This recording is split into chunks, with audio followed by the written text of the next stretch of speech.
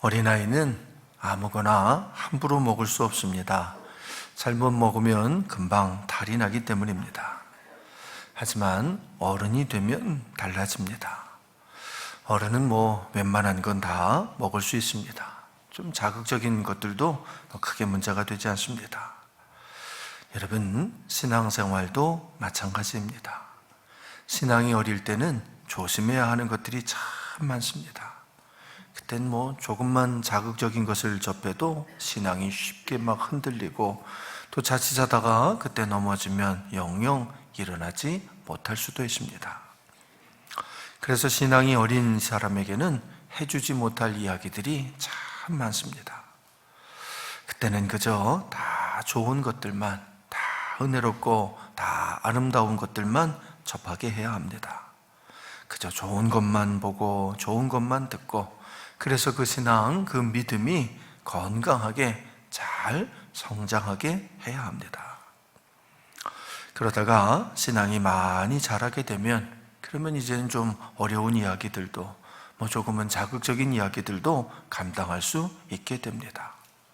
교회 생활의 어려움들도, 또 목회자나 교단의 정치적인 문제들도, 교회 역사에 감춰진 이야기들도 신앙이 성숙하게 된 사람은 받아들일 수가 있습니다. 여러분, 어른은요, 웬만해서는 놀라지를 않지요. 또 웬만한 이야기는 다 듣고도 그냥 덮을 수도 있습니다. 또 그런 이야기들을 들었다고 믿음이 흔들리지도 않고 신앙생활에 문제가 생기지도 않습니다. 그게 어른입니다. 이것은 이스라엘도 마찬가지입니다. 여러분, 구약 성경에 나오는 이스라엘은요, 영적 어린아이 상태였습니다. 특히 모세의 시기에는 노예 생활을 하던 그 습관에서 온전히 벗어나지를 못해서 배워야 할 것이 참 많았습니다. 율법은 바로 그 시기에 주신 겁니다. 이집트에서 노예살이를 하면서 그 습관에서 벗어나지 못한 그런 이스라엘 백성들을 위해서 하나님께서 특별하게 명하신 겁니다. 그 율법을 보면 먹지 말라는 것도 많고 하지 말라는 것도 많고, 반대로 이건 꼭 이렇게 해야 하고 저건 저렇게 해야 하고, 하여튼 이런 명령들이 얼마나 많이 있는지 모릅니다. 여러분, 그게 율법입니다. 영적인 어린아이 광야의 이스라엘 백성들을 하나님께서 모세를 통해 키워내시는 특별한 방법이지요. 어린아이는 자기 자신을 바라보며 자신을 위해서 살아야 됩니다. 여러분, 그때는요, 자기 몸을 키워야 하고 생각을 키워야 하고 능력을 키워야 합니다.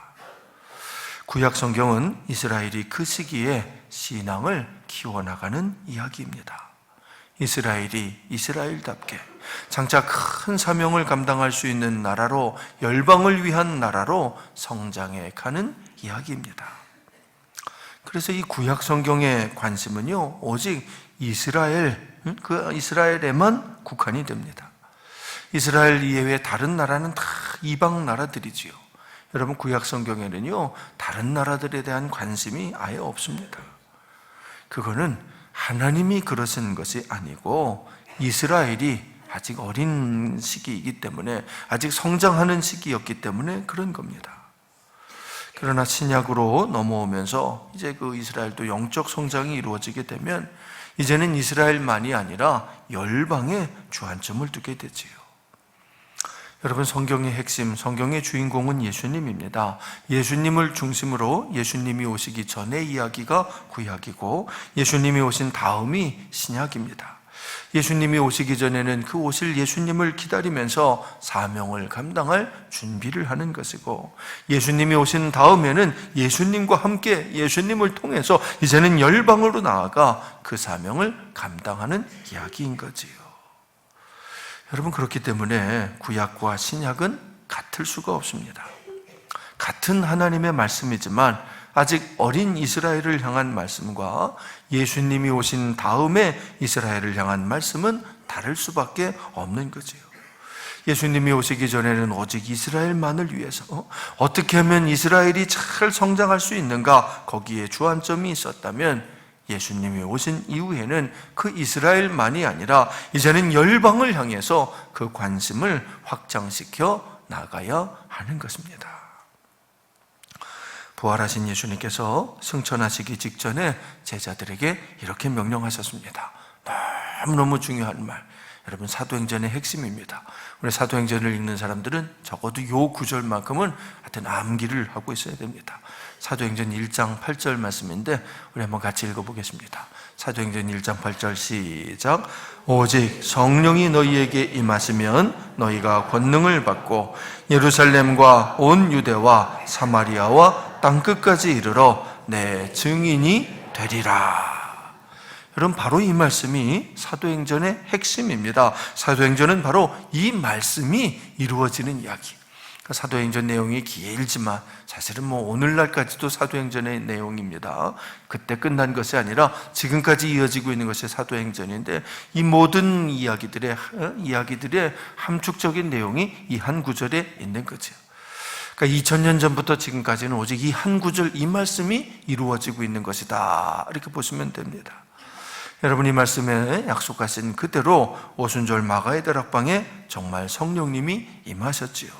그러자 제자들이 진짜 권능을 받았습니다. 그 권능으로 설교했더니 엄청난 일들이 일어났습니다. 한 번 설교에 수천 명씩 회개하고 돌아왔습니다. 그래서 불과 몇 개월 만에 120명이던 교인이 수천 명, 수만 명으로 급성장을 했습니다.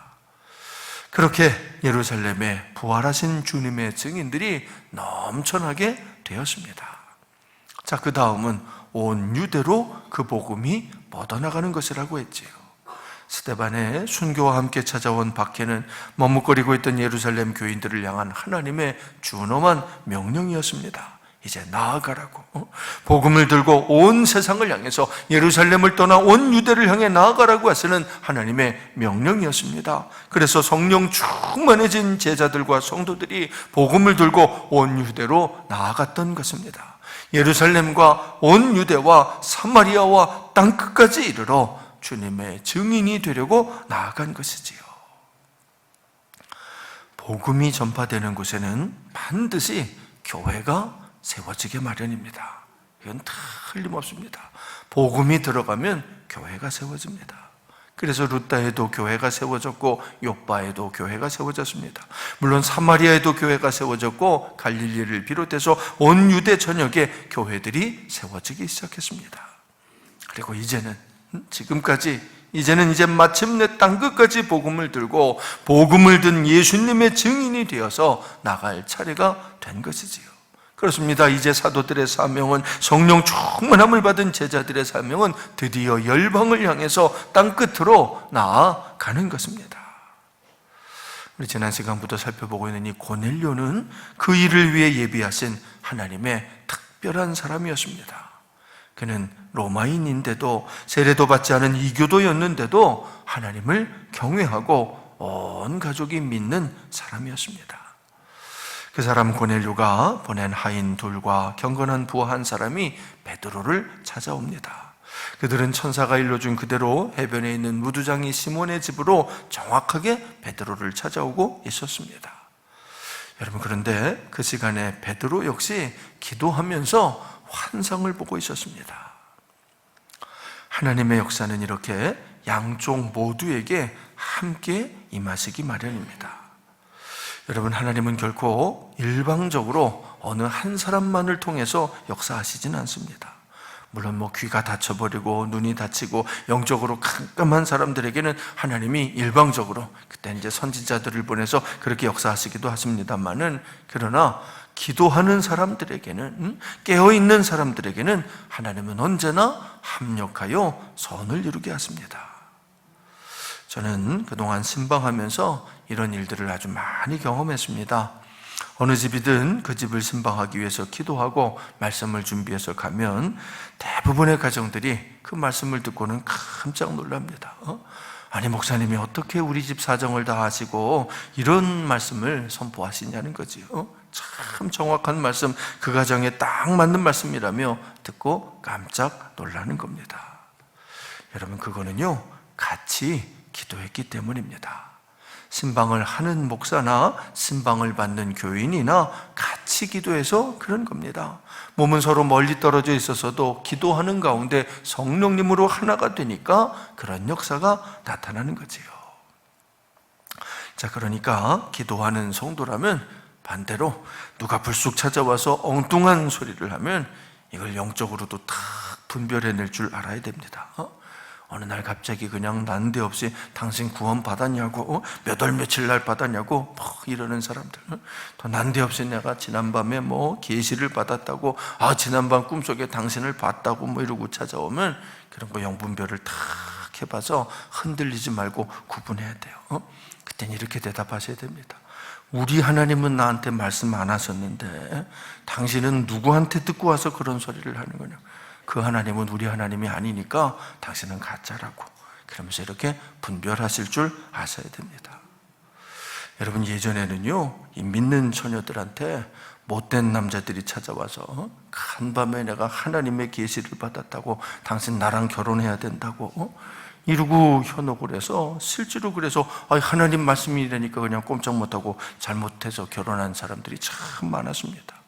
특히 예전에 기도원들 가면은 기도하고 있는데 와가지고 내 계시 받았다고 당신 나랑 결혼해야 된다고 이러면서 그래서 결혼했던 사람들 진짜 참 많았습니다. 아닙니다. 여러분, 절대 그런 것은 진짜가 아닙니다. 하나님은요, 적어도 함께 기도하는 사람들에게는 양쪽에서 동시에 역사하십니다. 그래서 서로 합력하여 선을 이루게 하십니다. 오늘 말씀에서도 보면 천사가 고넬료도 찾아갔지만 보십시오, 동시에 베드로도 찾아옵니다. 그래서 이 두 사람이 합력하여 선을 이루도록 역사하시는 거죠. 여러분, 이것이 진정한 성령의 역사입니다. 아무튼 베드로도 마침 그 시간에 기도를 하고 있는데 놀라운 환상을 보게 됩니다. 자, 우리 9절, 10절, 11절 세 절을 한번 같이 읽어봅니다. 9절에서 11절 시작. 이튿날 그들이 길을 가다가 그 성에 가까이 갔을 그때 베드로가 기도하려고 지붕에 올라가니 그 시각은 제 6시더라. 그가 시장하여 먹고자 하며 사람들이 준비할 때에 황홀한 중에 하늘이 열리며 한 그릇이 내려오는 것을 보니 큰 보자기 같고 내 귀를 메어 땅에 들이었더라. 고넬료가 보낸 사람들이 요바의 무두장이 시몬의 집에 다 도착했을 즈음에 베드로가 그때 기도를 하는데 환상을 본 거지요. 여러분, 하나님은 이렇게 아주 절묘하게 정확한 시간에 역사하십니다. 하나님은 이 시간 바깥에 계시기 때문에 절대로 시간을 놓치시는 법이 없습니다. 때를 놓치지 않았습니다. 여러분, 그러니까 불안해하지 마십시오. 우리 하나님의 응답은요, 정확한 시간에 정확한 방법으로 임하십니다. 그러니까 내가 원하는 시간에 원하는 응답이 없다고 그래서 낙심하시지 말고 하나님을 믿고 하나님의 때를 믿고 끝까지 기다리십시오. 베드로가 본 환상은 하늘에서 큰 보자기 같은 그릇이 내려오는 것입니다. 그런데 그 보자기 안에 보니까 그냥 온갖 짐승들이 우글우글 거리고, 네 발 가진 짐승도 있지만 기어다니는 짐승들, 그러니까 뱀이나 벌레나 이런 것들이겠지. 또 공중에 나는 것들까지 막 우글거립니다. 그런데 그것을 보고 있는데 하나님의 음성이 들립니다. 자, 우리 12절, 13절 두 절을 같이 읽어보겠습니다. 12절, 13절 시작. 그 안에는 땅에 있는 각종 네 발 가진 짐승과 기는 것과 공중에 나는 것들이 있더라. 또 소리가 있으되 베드로야 일어나 잡아먹어라 하거늘. 베드로야 일어나 잡아먹어라. 그 잡아먹어라 하시는 말씀이지. 여러분, 베드로는 유대인이었습니다. 유대인들은 이 먹는 것을 얼마나 가리는지 모릅니다. 2000년이 지난 지금도 여러분, 유대인들은 먹는 것을 정말 까다롭게 구별합니다. 그들의 음식 규례를 코셔라고 하는데, 이 코셔라는 건 적합하다라는 뜻입니다. 자, 그러니까 유대인들은 음식 중에서도 적합한 음식, 그러니까 율법에서 이렇게 딱 명시된 음식 아니면 절대 먹지를 않습니다. 지금도 그런데 2000년 전에는 얼마나 더 까다로웠겠습니까? 그런데 하나님의 음성이 환상 중에서 그것들을 보여주시면서 먹어서는 안 되는 것들이 많이 있는데 그걸 잡아먹으라고 하시니까 베드로가 깜짝 놀란 거지요.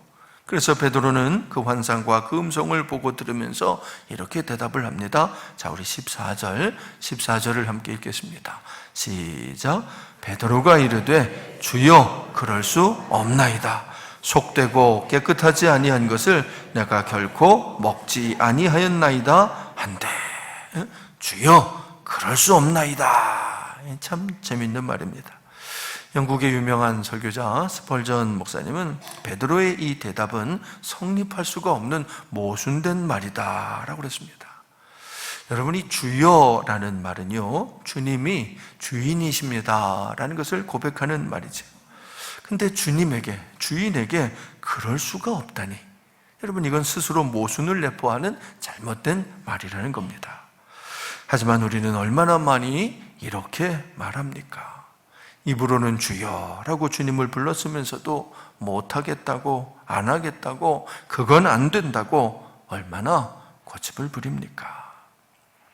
여러분, 그렇게 말한다면 그건 주님을 주님으로 인정하지 않는 겁니다. 그건 여전히 내가 주인인 겁니다. 지금 내 마음대로 하겠다고 고집을 부리는 겁니다. 그러면서도 입으로만 주여라고 부르고 있는 거지요. 그러자 주님이 그렇게 말하는 베드로에게 다시 말씀하십니다. 자, 우리 15절을 함께 읽어보겠습니다. 시작. 또 두 번째 소리가 있으되 하나님께서 깨끗하게 하신 것을 네가 속되다 하지 말라 하더라. 정말 중요한 말입니다. 하나님께서 깨끗하게 하신 것을 네가 속되다, 네가 더럽다라고 말하지 말아라 라는 얘기입니다. 우리 생각에는 속된 것일지라도 사실은 하나님께서 깨끗하게 하신 것일 수 있다는 말씀인 거지요. 우리 생각에는 부정하고 더러운 사람일지라도, 우리 생각에는 함께 할 수 없는 사람같이 보여도 사실은 이미 하나님 앞에서는 회개하고 정화된 사람일 수가 있다는 말씀인 겁니다. 물론 이 말씀은 이방인 고넬료에 대한 말씀이지요. 베드로가 생각할 때 이 고넬료는 아직 이방인이지만, 세례도 받지 않은 부정한 사람이지만, 그러나 하나님께서는 이미 고넬료를 깨끗한 사람으로 인정하셨다는 말씀인 겁니다. 그러니까 함부로 정죄하지 말라고, 그러니까 멀리하지 말고 마음을 열고 그를 받아들이라고 하시는 말씀인 거지요. 전도서에서 솔로몬은 범사에 기한이 있고 천하만사가 다 때가 있다라고 그랬습니다. 날 때가 있고 죽을 때가 있으며 심을 때가 있고 거둘 때가 있다 그랬습니다. 심지어 죽여야 할 때도 있고 살려야 할 때도 있고 세워야 할 때도 있고 무너뜨려야 할 때도 있다 그랬습니다. 그렇습니다. 다 때가 있는 겁니다. 중요한 건 그 때를 결정하시는 분이 오직 하나님이시라는 겁니다. 여러분, 이게 중요합니다. 그 때는 내가 정하는 게 아닙니다. 죽일 때냐 살릴 때냐 내가 정하는 것이 아닙니다. 세울 때냐 무너뜨릴 때냐 내가 정하는 것이 아니고 오직 하나님이 정해주시는 겁니다. 우리는 그 하나님이 정하신 때를 따라 순종해야 하는 거지요. 여러분, 구약성서의 시대, 구약성서의 시기는 이스라엘이 성숙해져야 하는 때였습니다. 그때는 애굽에서 물든 우상숭배의 악습에서 벗어나야 하는 시기였습니다. 그때는 하나님의 연약한 그 하나님을 향한 믿음을 굳게 세우기 위해서 우리 하나님이 한계를 탁 정해주시고 그 한계 안에 머물게 하시는 그런 시기였습니다. 그래서 그때는 율법이 그렇게 중요했던 겁니다. 그때는 율법을 지키고 순종하는 것이 가장 중요한 때였던 거지요. 여러분, 남자들이 군인으로 복무할 때는 군법과 규율에 철저하게 복종해야 됩니다.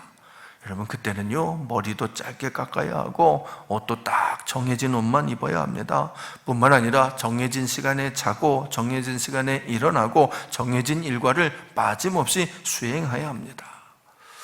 그러나 군 복무 기간을 다 마치고 이제 훈련을 끝내고 제대하면 그땐 상황이 달라지지요. 그러면 머리도 자기 마음대로 기를 수 있고 옷도 원하는 것을 입을 수 있습니다. 하는 일도 자기 스스로 정해서 스스로 알아서 할 수가 있는 거지요. 구약시대는 그렇게 군복무하는 것처럼 훈련을 받는 시기인 겁니다. 그때는 성장하는 시기였습니다. 그래서 율법에 따라서 다 철저하게 복종해야 하는 시기였지요. 그러나 신약시대는 율법이 아니라 이제는 복음을 따라야 하는 시기입니다. 이스라엘 안이 아니라 이스라엘 밖을 향해서, 열방을 향해서 나가야 하는 때가 된 것입니다. 여러분, 구약시대에는 이방인들이 접촉을 해서는 안 되는 사람들이었지만 신약시대는 오히려 그 이방인들에게 적극적으로 다가가서 복음을 전하고 구원해내야 하는 새로운 시기인 겁니다. 구약시대는 그들이 부정한 사람들이었지만 신약시대는 그들을 품고 천국으로 인도해야 하는, 하나님의 백성으로 변화시켜야 하는 새로운 시기인 거지요. 지금 하나님이 베드로에게 바로 그 일을 명하시는 겁니다. 더 이상 이방인을 부정하게 생각하고 멀리하지 말고 오히려 마음에 품고 받아들이라고 말씀하시는 겁니다. 하나님은 베드로에게 3번이나 연이어 명령하십니다. 자, 우리 16절을 함께 읽겠습니다. 시작. 이런 일이 3번 있은 후 그 그릇이 곧 하늘로 올려져 가니라. 여러분, 3번을 이렇게 반복하신 이유는요, 베드로에게 이거 절대로 잊어버리지 말라는 아주 중요한 의미입니다. 여러분, 베드로에게 이 3번이라는 숫자는 참 의미심장한 숫자죠. 예수님을 3번 부인했던 그 베드로, 또 예수님에게 3번이나 네가 나를 사랑하느냐라는 질문을 받았던 그 베드로 아닙니까? 그러니 베드로에게 이 3번이라는 숫자는 이게 얼마나 중요한 일인 것인지, 이것이 얼마나 중요한 하나님의 특별한 명령인지를 의미하는 그런 뜻입니다. 자, 그러니 베드로는 분명 심상치 않은 일이 일어나고 있다는 것을 직감했을 겁니다. 하나님께서 지금 이 베드로에게 정말 중요한 일을, 아주 특별한 일을 말씀하고 계시다는 것을 깨달았을 것입니다. 그런데 바로 그때 베드로가 크게 뭘까 생각하고 있는 바로 그때, 그 시간에 고넬료가 보낸 사람들이 무두장의 시몬의 집으로 찾아오는 겁니다. 그리고 문을 두드리는 거죠. 할렐루야, 이분이 바로 하나님이십니다. 정확한 시간에 정확하게 역사하시는 분이십니다. 그리고 정확하게 할 일을 명하시는 분이지요. 우리 19절과 20절 두 절을 함께 읽겠습니다. 19절, 20절 시작. 베드로가 그 환상에 대하여 생각할 때에 성령께서 그에게 말씀하시되 두 사람이 너를 찾으니 일어나 내려가 의심하지 말고 함께 가라. 내가 그들을 보내었느니라 하시니. 환상을 통해 3번이나 말씀하신 주님, 그 주님이 분명하게 말씀하시는 겁니다. 의심하지 말고 함께 가라. 내가 그들을 보내었느니라. 그래서 마침내 이 베드로가 고넬료를 만나게 되는 겁니다. 이런 일이 아니었었다면, 성령님의 강권적인 역사가 아니었다면 베드로와 이방인 고넬료는 절대로 만날 수가 없는 사람들인데 이렇게 특별한 섭리로 만나게 되는 거지요. 어린 아이와 어른은 한 집에서 같이 살아도 같은 방식으로는 살 수 없습니다. 먹는 것도 다르고, 하는 일도 다르고, 생각하는 것도, 말하는 것도, 하고 싶은 것도 다 다르기 때문입니다. 여러분, 그런데 이것은 성도들도, 우리 교인들도 마찬가지입니다. 우리가 한 교회 안에서 같이 신앙생활을 해도요, 여러분, 그 믿음의 분량에 따라 신앙생활의 방식은 전혀 다르기 마련입니다. 사랑하는 성도 여러분, 여러분은 영적으로 어린아이이십니까? 어른이십니까? 여러분이 어린아이시라면, 아직 영적 어린아이라면 은혜 받는 일에 집중하셔야 됩니다. 그때는 하여튼 잘 받으셔야 돼요. 말씀도 잘 받아야 되고, 은혜도 잘 받아야 되고, 다 잘 받아야 돼요. 여러분, 그때는 좋은 이야기만 들으셔야 돼요. 안 좋은 이야기는 일부러 멀리 하셔야 돼요. 어린아이들이 독한 음식은 멀리 하는 것처럼 독한 이야기들, 잘못된 이야기는 일부러라도 안 들으려고 그러고, 좋지 않은 건 아예 보지를 않으려고 그러고, 마치 율법으로 매여 있는 것처럼 철저하게 스스로를 잘 조심하면서 신앙생활을 조심조심 하셔야 됩니다. 그러나 이미 충만한 은혜를 받으신 분들이라면, 우리 교문교회 역사가 60년이 넘었으니 아마 은혜 받으신 분들이 많이 계시지 않습니까? 그런 분들은 달라지셔야 됩니다. 더 이상 자기 자신만을 위해서 받으려고 하는 그런 신앙생활이 아니라 이제는 다른 이들을 위해서 봉사하시고 헌신할 줄 알아야 됩니다. 나눌 줄도 알아야 되고 베풀 줄도 알아야 되고 품어줄 줄도 알아야 됩니다. 책임질 줄도 알아야 되고 인도할 줄도 알아야 되지요. 또한 은혜 많이 받은 분들은 웬만한 일에는 놀라지도 않아야 됩니다. 뉴스 보면서 이런 일이 있었다 저런 일이 있었다. 이건 신앙이 여린 사람들이 흔들릴 얘기지 믿음 좋은 분들은 그 아무것도 아닌 거지. 웬만한 이야기들은 들으면 다 듣고 덮어줄 줄도 알아야 됩니다. 그래서 아직 믿음이 연약한 이들을 품어주고 또 감싸주고 지켜주고 인도해주고 그러실 수 있어야 됩니다. 많은 사람들이 구약의 하나님은 너무 무섭다고 그럽니다. 야단치시고 책망하시고 명령하시고 훈련시키시는 하나님이 구약의 하나님이시기 때문이지요. 여러분, 그러나 그것은 이스라엘이 그때는 영적 어린아이였기 때문입니다. 신약에서는 달라집니다. 여러분, 신약에 오면 이스라엘만의 하나님이 아니라 열방의 하나님이 되십니다. 그건 하나님이 달라지신 것이 아니고 이스라엘의 믿음의 분량이 달라진 것입니다. 그래서 신약시대의 관점은 열방을 향해, 이방을 향해 열려있는 것이지요. 사랑하는 성도 여러분, 오늘 여러분의 이방인은 누구입니까? 지금까지는 품을 수 없었던 사람, 지금까지는 함께 할 수 없었던 사람, 지금까지는 멀리 할 수밖에 없었던 사람, 그 사람이 이제 여러분의 이방인입니다. 이제는 그들을 위해 기도하십시오. 지금까지는 품을 수 없었던 그들을 마음에 품고 기도하십시오. 지금까지는 용납할 수 없었던 그들을 위하여 기도하십시오. 여러분, 그것이 하나님의 뜻입니다. 그것이 하나님의 소원입니다. 그것이 우리를 훈련하신 하나님의 목적이십니다. 우리 함께 기도하겠습니다.